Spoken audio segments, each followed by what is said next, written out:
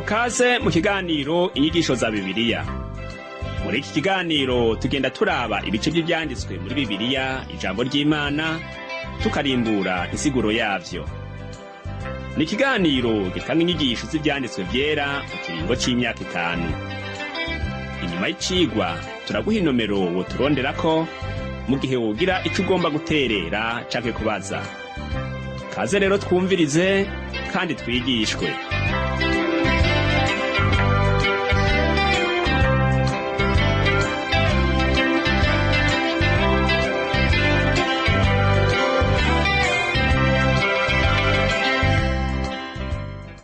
Njuti nama bakunzi mwese muteze amatwi y'iganiro inyigisho za Bibiliya, turabaramukije tubipfuriza amahoro y'Umwami wacu Yesu Kristo.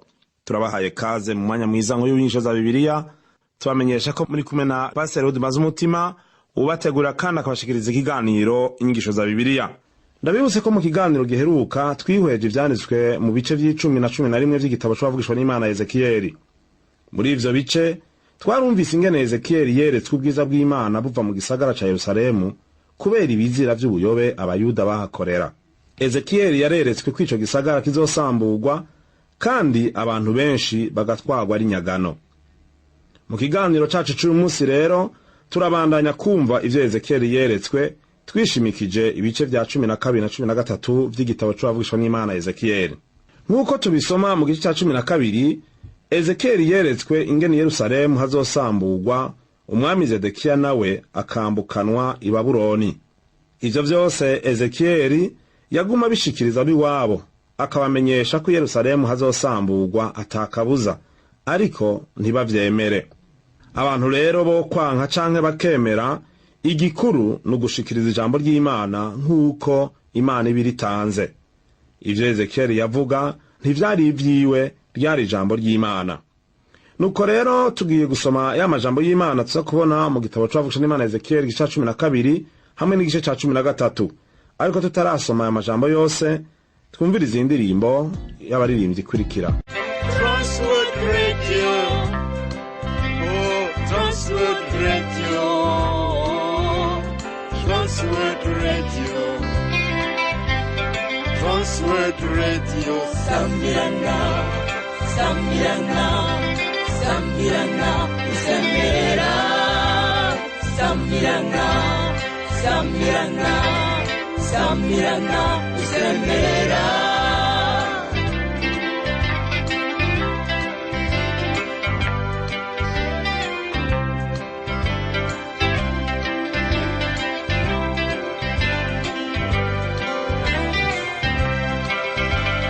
Sambirana, Sambirana, Sambirana, Usemerera, Imana ihabwa icyubahiro. Sambirana, Sambirana, Sambirana, Usemerera, Imana ihabwa icyubahiro.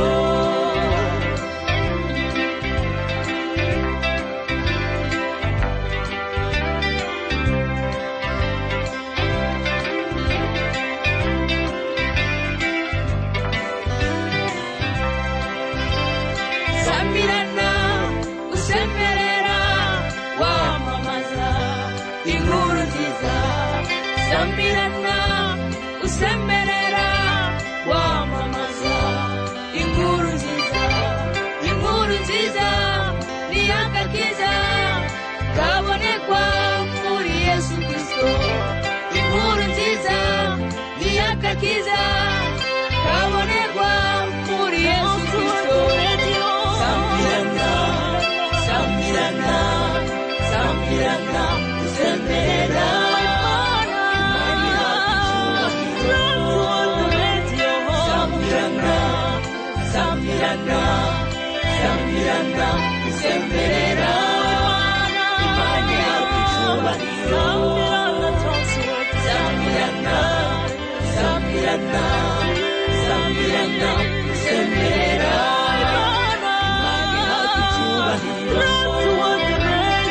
Sambirana, Sambirana, Sambirana, Usemerera, Imana ihabwa icyubahiro. Imana ihabwa icyubahiro.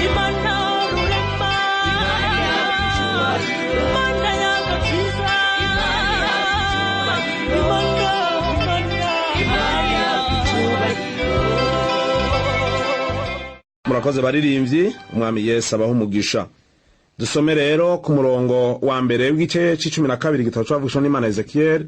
Wewe ufise Bibiliya turabeho amajambo y'Imana akurikira. Ijambo ry'Uhoraho ryongera kunzako. Turabona ko ari kenshi Ezekiel yavuze uko. Muri kino gice ca 12 iryo ryungane turibona inshuro zitanu. Ku mirongo wa mbere, umunani, uw'17, 21 na 26. Ezekiel ntaco atakoze kugira ngo abantu bumve yuko ivyo avuga atari ivyo yari yigeneye, ko ryari ijambo ry'Imana. Turavye umurongo wa 2, ijambo ry'Imana ryamubwiye riti, mwana w'umuntu, uba hagati mu b'inzu y'abagarariji. Bafise amaso yo kubona ariko ntibabona, bafise amatwi yo kumva ariko ntibumva, kuko ari inzu y'abagarariji. Imana yari yabwiye Ezekiel imbere y'igihe kwabo bantu arabagarariji. Hano ku murongo wa 2 Imana yongeye kumwibutsa kugira ngo yibuke ko Imana ubwayo ariyo iri kumwe nawe. Ni kenshi Imana yagiye yibutsa yuko abantu bayo babaye intumva. Turasoma mu gitabo cyo gusubira mu byagezwe igice ca 29 ku murongo wa 4 ngo, ariko Uhoraho ntiyabaha umutima wo kubitahura n'amaso yo kuvyitegereza n'amatwi yo kuvyumva gushitsa kuri uyu munsi. Nukuvuga ko abantu bari bafise amaso ariko ntibabone, bakagira n'amatwi ariko ntibumve. Ayo majambo turayasanga no mu bitabo vya Yesaya igice ca 6 umurongo w'9 gushika ku 10 na Yeremiya igice ca 5 ku murongo wa 21. Eka no mu gitabo c'ivyakozwe n'intumwa 28 umurongo wa 26 na 27 haravuga ngo, atija kuri ubwo bwoko uti kumva muzokumva ariko ntimuzoruha mubitahura, kuraba muzoraba ariko ntimuzoruha muvyihweza, kuko umutima w'ubu bwoko ucuramye. Ayo n'amajambo Imana yatumye ku bwoko bw'Abisirayeli nk'uko tubibona mu gitabo ca Yesaya igice ca 6 umurongo w'9 n'uw'10. N'uyu munsi hari abafise imitima itagomba kwizera naho bobwigwa ibingana gute.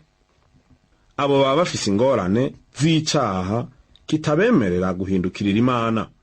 Ivyavuzwe ku Bisirayeli vyerekana uko abantu bameze n'uyu munsi. Nico gituma dukwiye gusoma twitonze igitabo ca Ezekiel kugira ngo twumve ico tubwirwa. Umwigisha umwe wo mw'ishure kaminuza yabwiye umukozi w'Imana ati, ijambo ry'Imana wigisha ryose ni ryiza, ariko birangora kuryemera kuko sinoza ndemera vyose, ntegerezwa kuza ndahinyuza. Ariko uwo mukozi w'Imana yahavuye atahura ingorane uwo mwigisha yari afise. Yari afitaniye ubucuti n'umukobwa basangira ivyaha, akaba atagomba kumuheba. Yari afise ingorane z'icaha rero atagomba kuvako.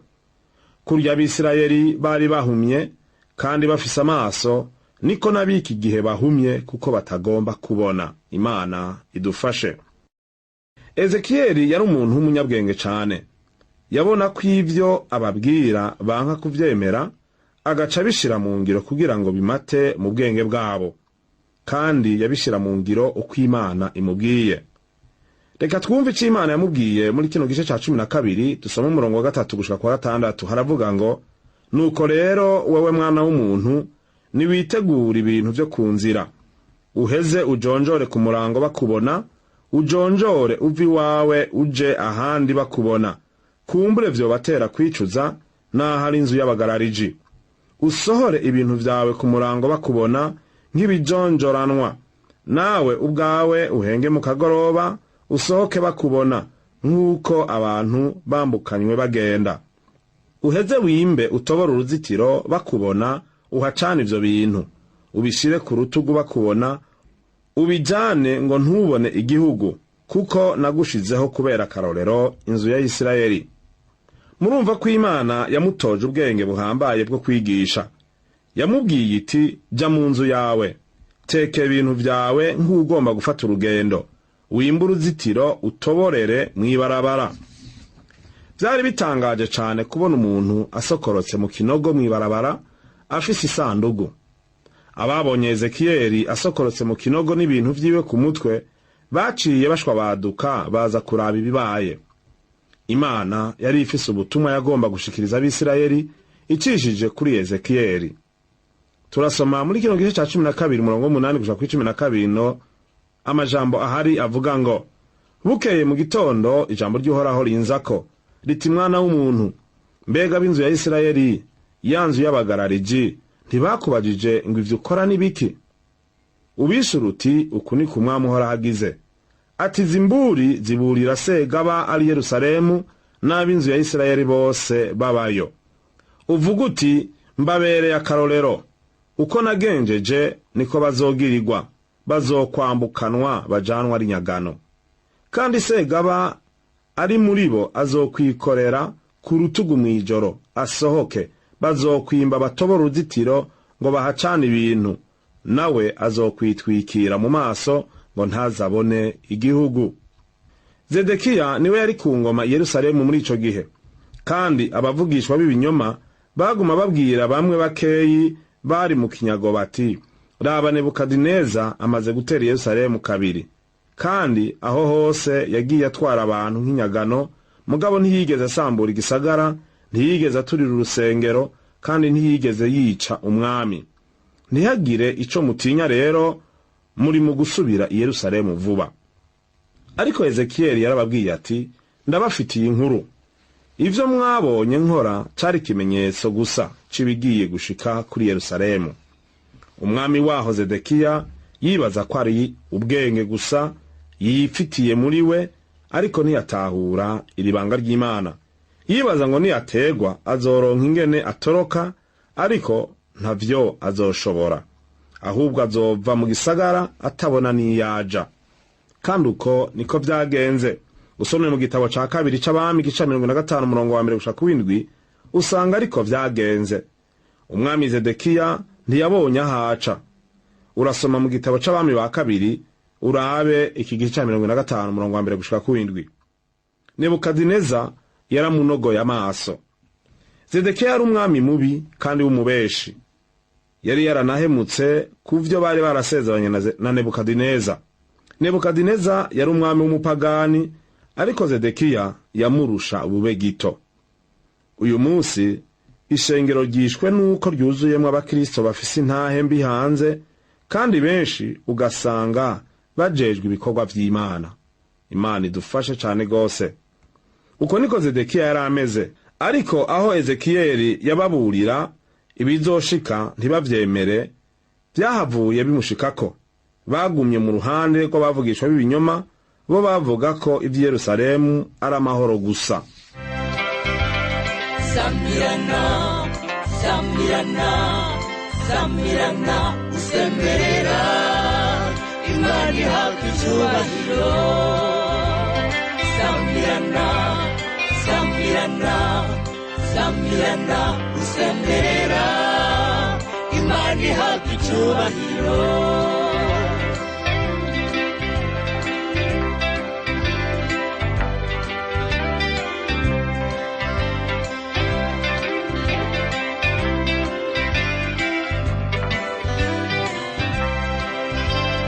Samirana, usemerera, wamamaza inkuru nziza. Samirana, usemerera, wamamaza inkuru nziza. Inkuru nziza ni agakiza kabonekwa muri Yesu Kristo. Inkuru nziza ni agakiza kabonekwa muri Yesu Kristo. Samirana, samirana, samirana, usemerera,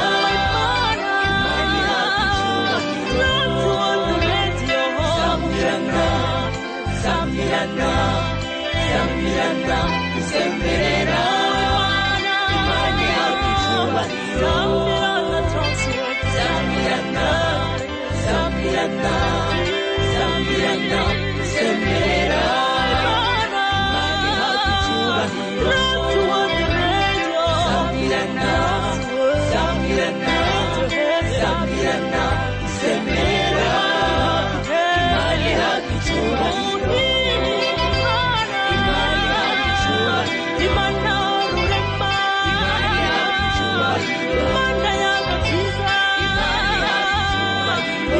reka twongere twumve akandi karorero Imana yahaye Ezekiyeli kugira ngo abantu bumve ibizoshika kuri Yerusalemu.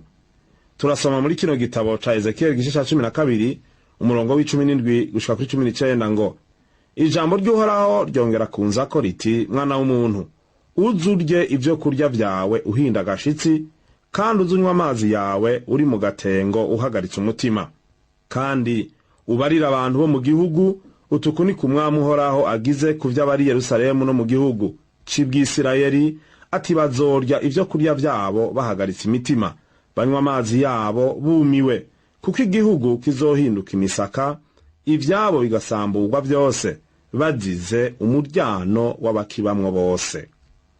Ico cabaye ikindi kintu kigoye Ezekiyeli yabwiwe gukora. Yategerezwa gushira imeza ahabona, akariraho ahinda agashitsi abantu bamubona. Abamubajije ivyo ari vyo nibo yaca abwira ubutumwa Imana yagomba gushikiriza abantu bayo. Yagomba kubamenyesha yuko i Yerusalemu hakandamijwe na kigoyi, kandi ko abantu bari mu bwoba bwinshi, kuko Imana yari yahisemo gusambura ico gisagara. Ezekiyeli rero yari afise ubutumwa bw'agacavutu bwo gushikiriza Abisirayeli.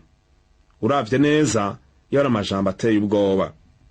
Reka tubandanye twumve ijambo ry'Imana muri kino gitabo ca Ezekiyeli igice ca 12 umurongo wa 22 gushika 23 haravuga ngo, riti mwana w'umuntu, uyu mugani nuwiki muca mu gihugu c'Ibwisirayeli ngo iminsi iratevye, kandi ngo ukwerekwa kose kurabuze. None rero ubabwire utuku ni kumwami Uhoraho agize, ati nzotuma uwo mugani uzimangana, ntibongere kuwuca mu Bwisirayeli nk'umugani, ariko nubabwire uti iminsi iregereje, n'ivyerekanywe vyose bigira bishike. Aho Ezekiyeli yababwira ati Imana yarihanganye cyane igihe kirekire, none ubu biraheze, abantu ntibavyumvise, ariko mu nyuma abantu bagiye gutwagwa ari nyagano. Turasoma kandi ku murongo wa 28 ngo, nuko rero babarire utuku ni kumwami Uhoraho agize, ati amajambo yanje yose nta na rimwe rizosubira kurekerwa mu rutendeko, ariko ijambo nzovuga rizoshika ni kumwami Uhoraho agize. Ivyo Imana yavuze ko bizoshika vyose bizoshika. Umuntu wese yipfuza ko kazoza kiwe koba keza, kazoza keza karategurwa, kandi karateguwe kuri abo bose bakiriye agakiza, bakaba biteze gukurwa muri iyi si y'imiruho ngo baje kuruhuka. Nayo ku banyavyaha bo nta mahoro ariko araza. Tubandanirize mu gice ca 13 c'iki gitabo c'uwavugishwa n'Imana Ezekiyeli, aho twumva amajambo y'imburi kuri bakamenyi.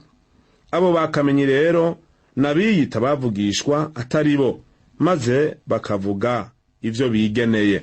Turumva imburi kuri bo mu gice ca 13 here ku murongo wa mbere ugashika kwa 3 haravuga ngo, ijambo ry'Uhoraho rinzako riti mwana w'umuntu, burira bakamenyi bo mu Bisirayeli, uburire abagenda bavugishwa n'ibiva mu mitima yabo ubwabo, ubabarire uti nimwumve ijambo ry'Uhoraho. Uku ni kumwami Uhoraho agize, ati bazobona ibarabo bakamenyi b'ibipfu, bakurikira ivyiyumviro vyabo ubwabo, kandi ataco beretswe. Ingorane zabo bavugishwa nuko bagenda bagira ngo baravugishwa kandi bavuga ibivuye mu vyiyumviro vyabo ubwabo. Iyo mburi ni y'ukuri no ku bakozi b'Imana bahagarara mu ishengero bagatangura gusigura ibintu uko bavyiyumvira, babura kubisigura uko ijambo ry'Imana ribivuga. Birashika ko twokwihenda mu gusigura ivyo dusomye muri Bibiliya, ariko ivyo vyoba bigendeka kuko twoba dusigura ijambo ry'Imana. Ariko abo bakamenyi bavugwa ngaha bo bagenda bigisha ivyo biyumviriye, ingene umuntu yoronka abagenzi benshi, ingene yomenya kwemeza abandi ivyiyumviro vyiwe, ingene umuntu yoza ariga kwimenya, ingene twokwigishwa kwiyemera ntituze turiyita abanyavyaha, eka mbere n'ibindi. Izo nizo nyigisho bakamenyi bakwiragiza. Bashimikira ku butumwa buvuga ko atacobuza yuko Yerusalemu haba amahoro. Tubandanirije ku murongo wa 17 no 18 mu gitabo c'uwavugishwa n'Imana Ezekiyeli igice ca 13 haravuga ngo, nuko nawe mwana w'umuntu, tungira ijisho abakobwa b'ubwoko bwanyu, bavuga ibiva mu mitima yabo ubwabo ubaburire. Utuku ni ku mwami uhoraho agize ngo bazobona ibara abagore bapfundika ibiheko mu ngingo z'amaboko yose, bakabaririra imyitwikiro yo ku mitwe y'abantu uko ikireho c'umuntu wese kiri, uti kugira ngo babone ingene bafata abantu. Uti mbega mwofata abantu biwe namwe mukikiza? Ezekiyeli yahawe ubutumwa bwo kugwanya abavugishwa kazi b'ibinyoma.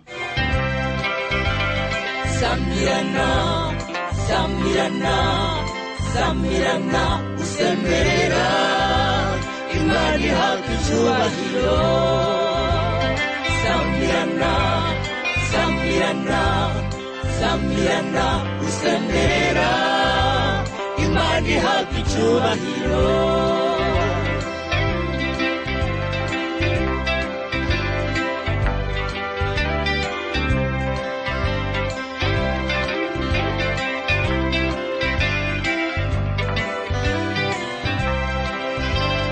Samirana, usemerera wamamaza inkuru nziza. Samirana, usemerera wamamaza inkuru nziza. Inkuru nziza ni agakiza kabonekwa muri Yesu Kristo. Inkuru nziza ni agakiza kabonekwa muri Yesu Kristo. Samirana, samirana, samirana, usemerera Imana ihabwa icyubahiro. Samirana, samirana, samirana, usemerera Imana ihabwa icyubahiro. Samirana, samirana, samirana, usemerera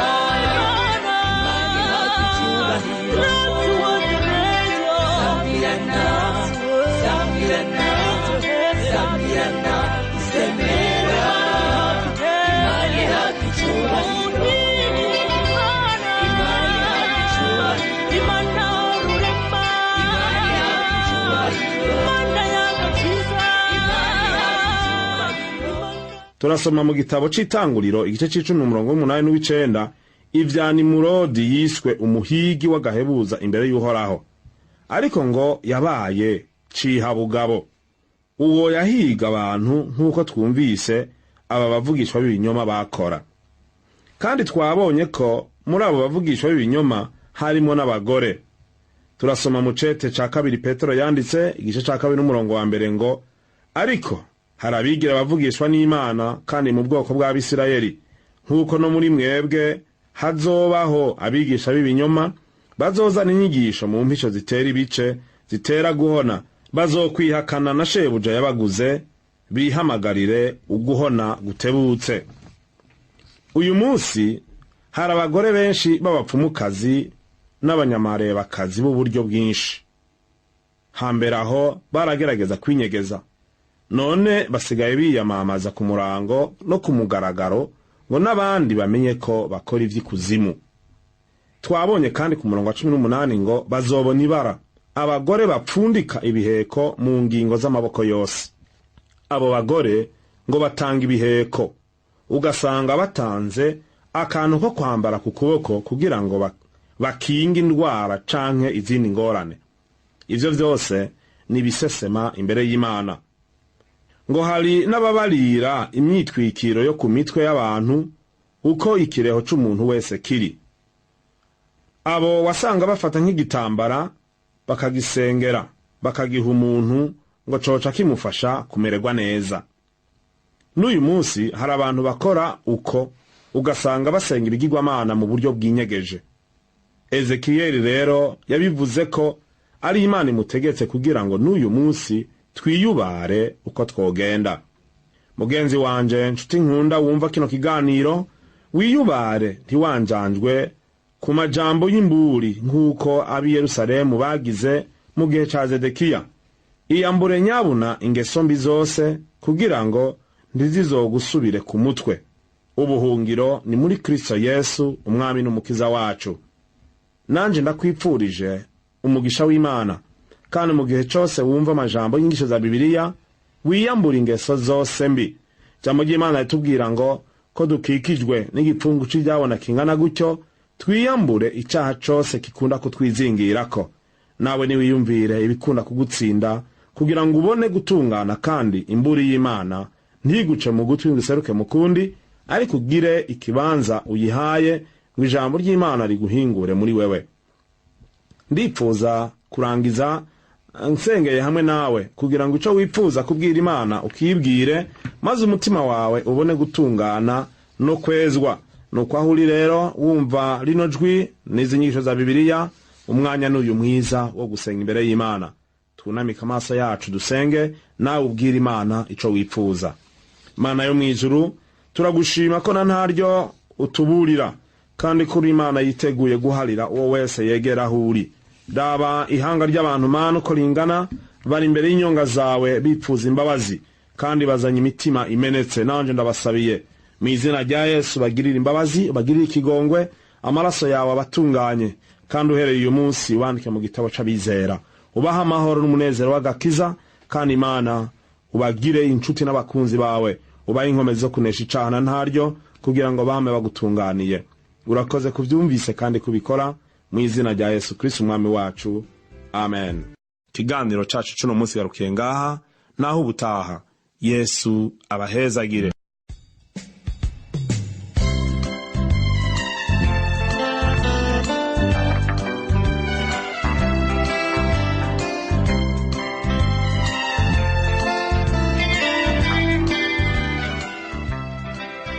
Wakoze kumviriza icigwa c'ijambo ry'Imana c'uyu munsi. Ushobora kumviriza n'ibindi biganiro by'izi nyigisho za Bibiliya, canke ukabikwega ku rubuga rwa interinete